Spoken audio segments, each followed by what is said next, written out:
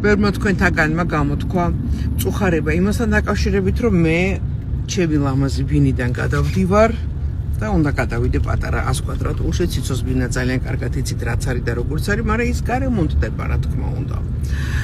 იცით თუ არა რომ ციცო ყოველთვის ოცნებობდა ჩემი ბინის დათრევაზე იმ დღიდან, როდესაც ის გასაყიდად გამზადდა. სხვათა შორის ციცომ მაყიდინა მე ეს ბინა, ციცოს დიდი ძალის ხმევით და უზარმაზარი ბინა იყო, იქ ორი ბინა არის გაერთიანებული და ციცოს უნდა დარჩა. მე ყიდა ნახევარი და მას ეყიდა ნახევარი და ნუ არ მოხდა ესე, მაგრამ 8 წლის მერე ციცომ აიხტირა ქართული ოცნება და მე მადლობელი ვარ ციცოს, იმიტომ რომ გამთავისუფლდი ბანკის ვალისგან. დავიღალე უფალო.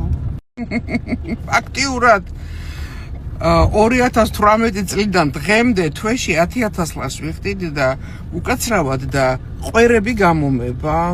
მოდი შევამოწმო. აი. აბა. აღარ მინდა.